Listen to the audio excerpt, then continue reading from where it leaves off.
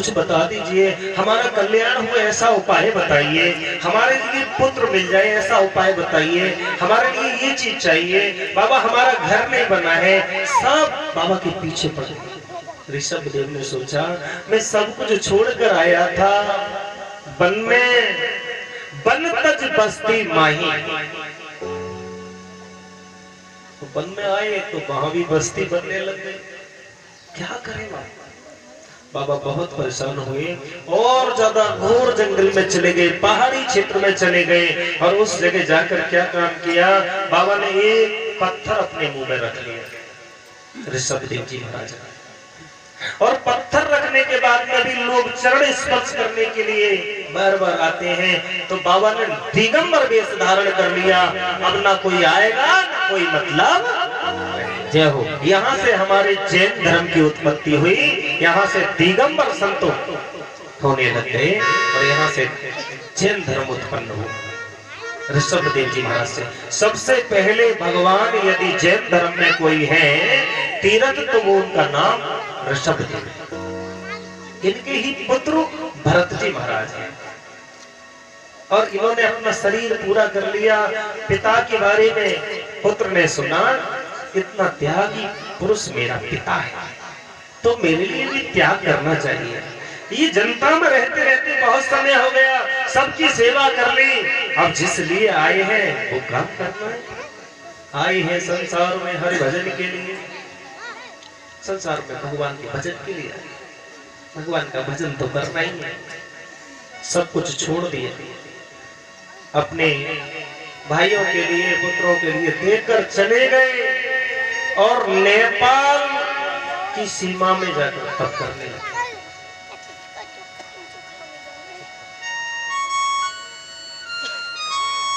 झोंपड़ी डाली, वहीं पर बैठकर तपस्या कर रहे हैं।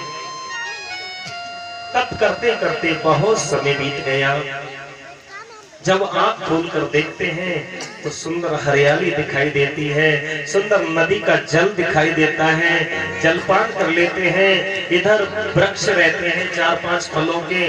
आम के समय में आम मिल जाता है, केला के समय में केला के वृक्ष हैं, केला का फल मिल जाता है, और सेब के समय में सेब मिल जाता है, अखरोट के समय में अखरोट मिल जाता है। किसी भी चीज को मांगने जाना नहीं पड़ता। इतना त्यागी भरत रहे। कुछ नहीं मिलता तो थोड़ा दूरबा तोड़कर ही खा लेते हैं, पत्ते तोड़कर ही अपना समय बिता लेते हैं। इतना त्यागी है भरत जी महाराज। पर समय है, ऐसा समय आया, एक बार की बात है, ये तपस्या कर रहे थे। उसी समय में एक हिरणी गर्भवती थी, जिसे कहते हैं हिरण की जो मादा होती है वो गर्भवती थी और सिंह में धार लगा दी। मृगी बिल्कुल साधारण बात सुनेंगे। जब वो सिंह ने एकदम बहुत ज्यादा अट्टहास से, सिंह ने जैसे अट्टहास करके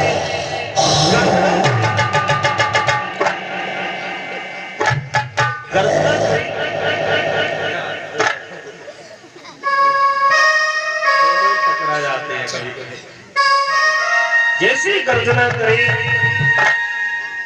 वो मृगी, वो हिरनी भागने लगी और भागते हुए उसने नदी पर छलांग लगाई। छलांग लगाते समय उसका गर्भ गिर गया और वो तड़प तड़प के मर गई।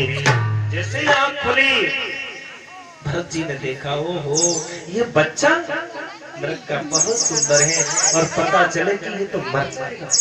तुरंत दौड़ के उठा लिया और उसके लिए पहुंचा, स्नान कराया और पहुंचा, और उसके बाद में अपने वस्त्रों में लपेट के रख लिया और उसके बाद में उसे दूध पिलाना शुरू कर दिया गाय का।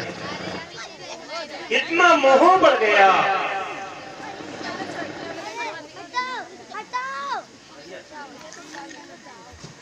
इतना मोह बढ़ गया कि उस बच्चे पर ममता का असर। अब जितना समय ध्यान में देना चाहिए वो ध्यान से भटक जाते, बच्चे का ध्यान करने लगे और इतना ध्यान करने लगे, इतना ध्यान करने लगे, मेरा बच्चा भूखा होगा, ये अभी इस हिरण ने कुछ खाया नहीं है, अभी ये हिरण सोएगा, इतना ध्यान हिरण का करने लगे, उस बच्चे का करने लगे। अब बच्चा बड़ा हो गया, उछलने कूदने लगा और ध्यान करते करते बहुत समय हो जाता है। अब भगवान का ध्यान छूट गया। जिससे भगवान का ध्यान छूट जाए क्या होगा? जिसमें ध्यान होगा, यदि मकान में ध्यान है और मकान में आत्मा रह गई तो फिर चाहे मकड़ी बनकर लटकना पड़े, चाहे छिपकली बनकर रहना पड़े उस मकान में। महाराज भगवान उसी मकान में रखे। इस वजह से मोह ज्यादा थी, जहां मन लगा रहेगा। एक दिन हिरणों के झुंड के साथ वो हिरण का बच्चा चला गया। 2 दिन 3 दिन याद किया भरत जी ने कि वो बच्चा नहीं आया। बच्चा आ जाता, कुछ खा लेता तो मैं कुछ खा लेता, कुछ पाया नहीं और तड़प तड़प कर प्राण उसके चिंतन में छोड़ दिए। बोलो गोविंद भगवान जय हो। अंतिम गतः सो मतः, अंतिम समय में जिसकी जैसी मति होती है, भागवत जी में कहा जाता है वैसी ही उसकी सदगति होती है, उसकी गति होती है।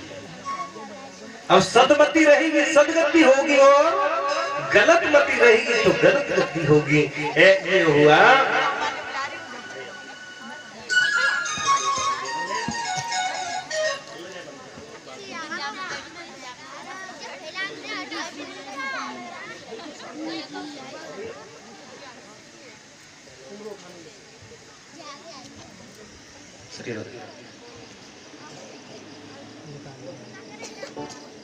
बार को पाए देगा बोले था नहीं।